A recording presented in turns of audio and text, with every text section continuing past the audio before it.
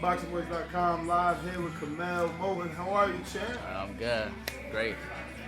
So you just coming off another win, and your first opponent, Armando Vargas, just fought. I seen that. I hear they sent you the tape too.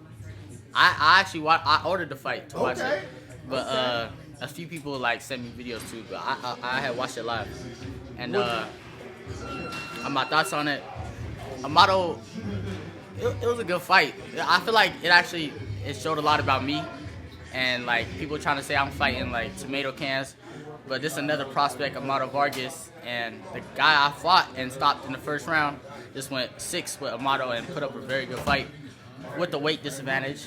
So I feel like that just says a lot about me and the opponents I'm fighting and what I'm doing to them. But congrats to Moto. He did his thing. He got the job. He got the job done. Got the unanimous decision. And but yeah, it's a good fight. Bro, you ahead of your time the way you answered that. It's crazy, bro, because it's true, you know. People are going to automatically assume because you are under a big promoter that you're going to be getting hand-picked opponents. And so early in your career, right there shows that your resume is not suspect. I won't say the guy's name, but I know you reposted it, so I guess you were okay with the guy that made like an Instagram, and he was like, "Yo, Curmel Moton's record has some suspect fighters," but you reposted it. So what did you think about that?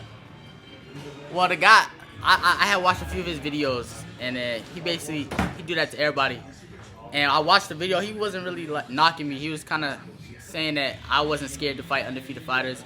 So that's why I reposted it. He got kind of giving props to me at the same time. And the exact opposite of suspicious, but he still used the word suspicious. Yeah, I don't know why he put that title there, but yeah, it just when I get in there with these opponents, sometimes they look bad, but they're in there with me. That's why, you know, some fighters they'll go in there with a different opponent and they'll look great, but then when they get in there with me, they look ordinary. So that's why. For sure. Well, rumor is obviously you're back in January. How excited are you to be this active, man? As a pro, a lot of people don't get to, you know, be this active. Yeah, I'm excited. I'm ready to get back in there and make it 3-0. And yeah, I'm trying to stay active as much as possible. Throughout whole 2024, I'm being active. I'm trying to get at least 10 fights in. You know, keep climbing the ranks, keep getting these opponents out of there. And as long as I'm not taking no damage, we're going to get right back in there. So I want to talk about your logo because obviously the white gorilla has been your logo for a while, but the split face, when did that come into play and whose idea was it? It was my coach, Free Samaz, the idea. We had been working through a few different type of logos and designs, and first we had just the gorilla with my name under it, and then he just came up with the style out of nowhere, and I was like, oh, that's fire, let's make that it. And then yeah, that's how it came about. So is the white gorilla the right representation of it? Because I mean, I just want to make sure I'm saying the right thing. Okay. Yeah, definitely.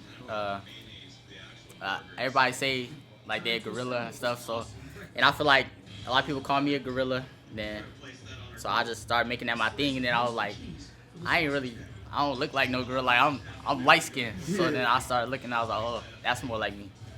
That's what's up. It was a cool idea though, man. So a lot of people are asking why aren't they putting Curmel Moton on the prelims where people can see you before the pay-per-views. I kind of just heard you speak about that a little, so I hate to make you repeat anything, but if you could just tell the audience why you have to be after the main event opposed to on the prelims where Vito Menelecki were and Michelle Rivera, Ali was. I'm not 100% sure why I'm on the swing like every time, but I've talked to Floyd, and he said that it's more like about me getting more publicity, like more people like there at the fight. And so like after I fight, every time you look in the crowd, there'll be a lot of people still there. So I don't mind being on the swing as for right now. And then I'm not sure why they're not able to like stream my fights. I think it's because of my age or something, but I don't mind being on the swing for right now. So I did hear that rumor that they were putting you on after the main event so that you could be part of the post-fight press conference, because if you fight before, during the prelims, you know, your fight will be done, and you know, you may not want to stick around all the way post the main event. So has it worked out for you where more media has been able to get to you after your fight the way that they have scheduled you? Yeah, definitely. Like when I was on the swing for Benavidez fight, like when I came out, there was like crazy fans out there trying to take pictures of me, all types of stuff. And then on the Canelo one, I was able to get on the post-fight press conference, and that got me a lot of exposure too. So I wanted to bring up, obviously, I don't know, but it'll give you an opportunity to plug your camera guy. I think it's Access. It's Cinematic Access. Cinematic Access. Dude, whose idea was that? Because let me tell you, I've been doing this for 13 years professionally, and I've been telling fighters to put a camera behind them for the longest. And you're still not even an adult yet, you know, legally, and you understand that. He has been following every moment. He's doing a great job with his video editing too. Shout out to him. But whose idea was that? And yeah. It was Floyd's idea, really. Okay. But Floyd had told me like about 6 months ago, he was like, get you a cameraman, start having film everything, like training at the house, everything, filming.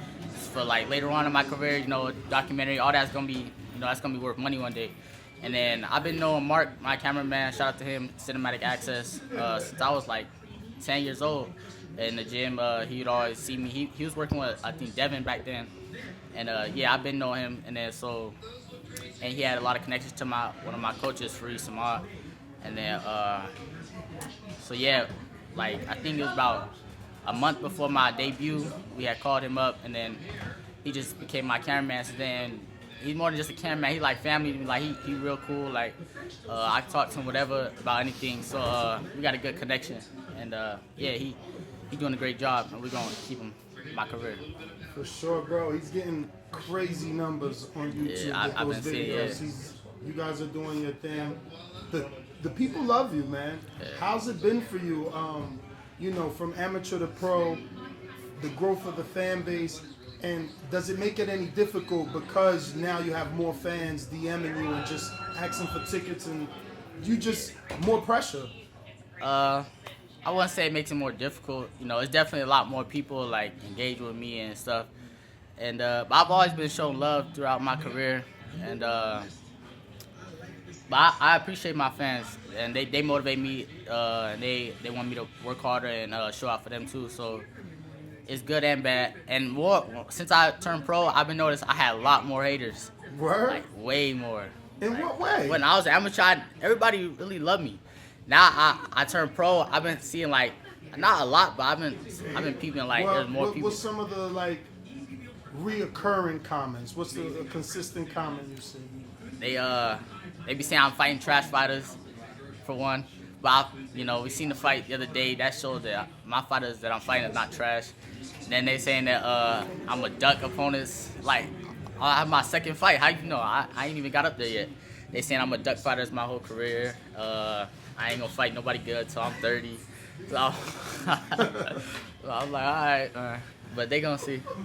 It's crazy. How's that make you feel? I mean, damn, you just started that. I mean, but it's good though to get it early, I guess, to get used to it, because Floyd dealt with that. You know, he has an infamous line where he says, "You beat one guy, they just build up the next guy." Yeah.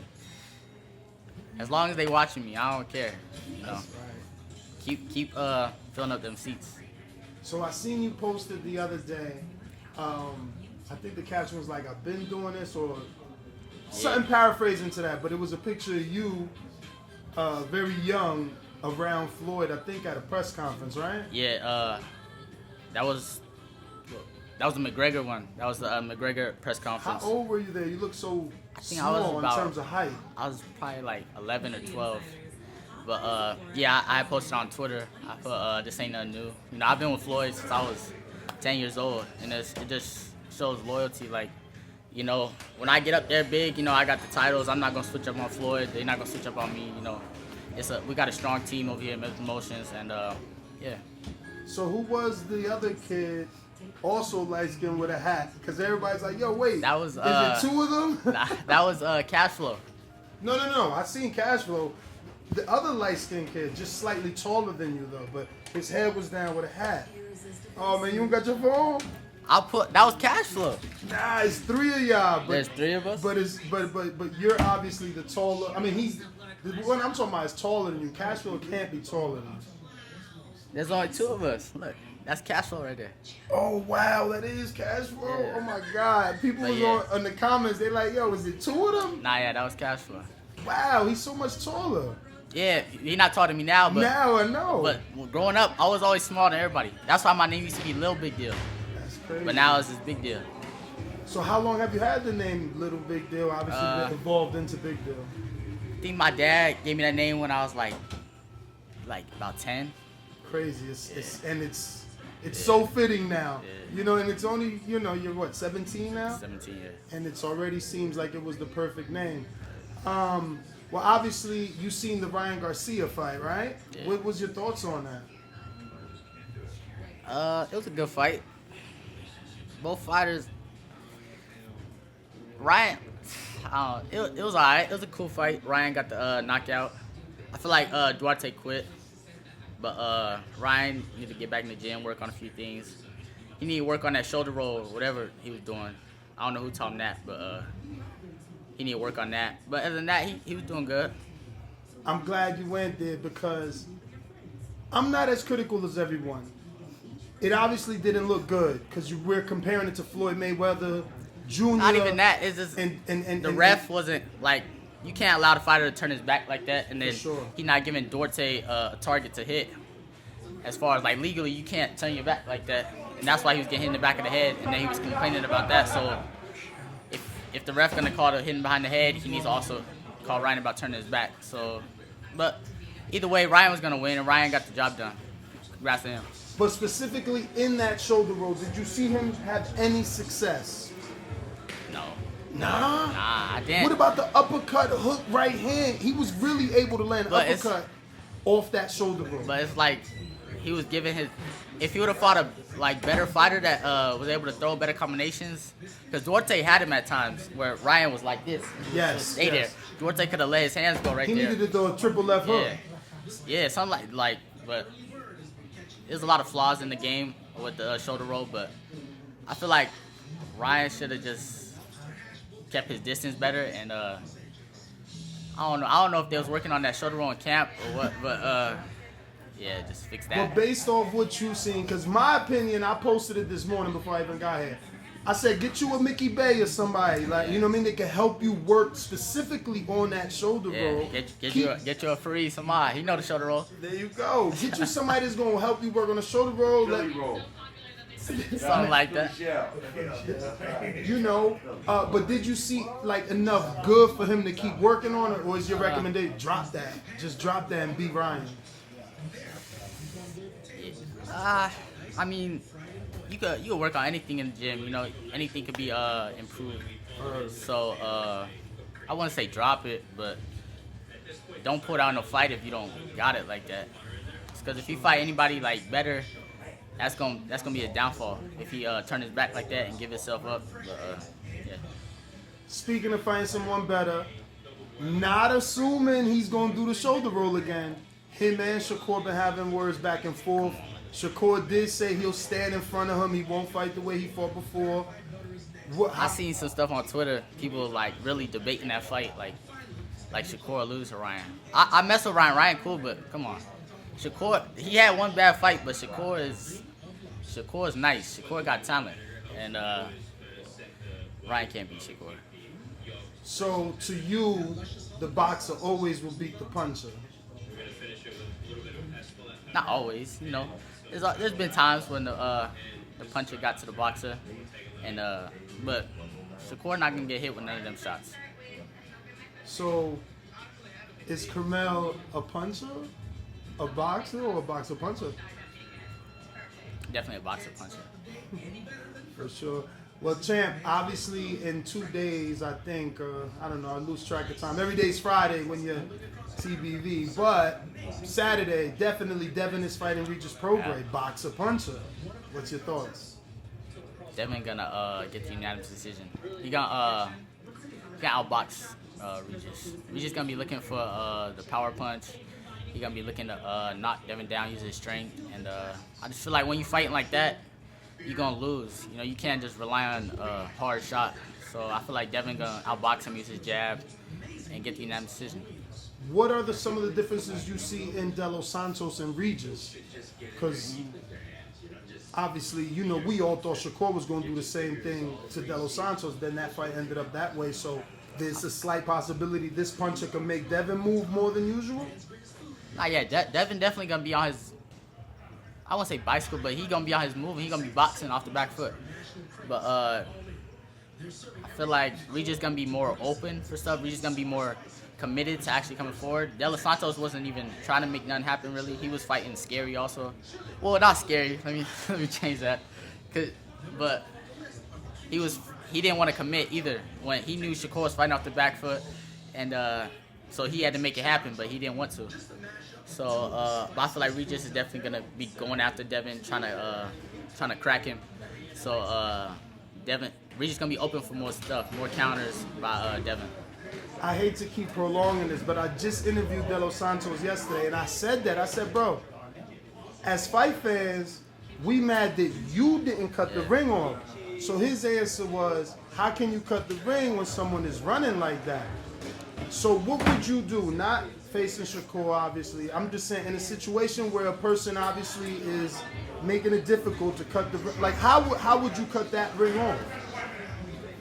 How do you cut that? Because you know, what fight we just seen? Duarte. He tried to cut the ring off one time on Ryan. He threw like a two-piece. He ended up in the ropes. Ryan was nowhere near there. Duarte, he didn't have the footwork to get to Ryan. And also, he was coming forward with no jab. So that's why it made it easy on Ryan. But with De Los Santos, he definitely had the ability, the athleticism to get to Shakur, but he just didn't want to. Whenever Shakur would feint, he would jump back also. So I say when you fight a guy like how Shakur was fighting that night, you gotta keep your feet constantly moving towards him with your feints, your jab, your head movement, and slowly cutting the ring off. You're gonna get to him, and especially when you got like the athleticism like De Los Santos has, you'll be able to get to the fighter. The other thing he said is, if I would have opened up, because obviously like if a dude is moving to your left, you got to throw a punch to the left to stop him. So he says, if I would have opened up, I would have looked like Valdez, and that's what Shakur wanted me to do, to open up so he could, you know, counter him like he did Valdez. Sometimes you got to do what you got to do. You got to take a risk, right? In boxing, you got to take risks, you know. You got to dare to be great. And De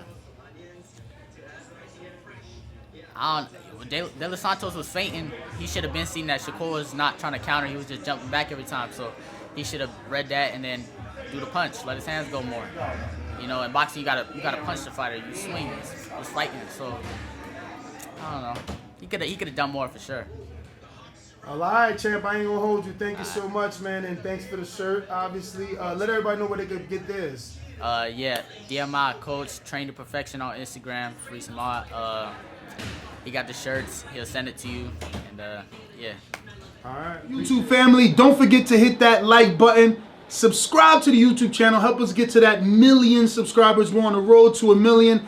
And obviously, we have other great content on our Patreon channel. So since this video is over, head on over to our Patreon and check out all the exclusive content or right here on our YouTube members.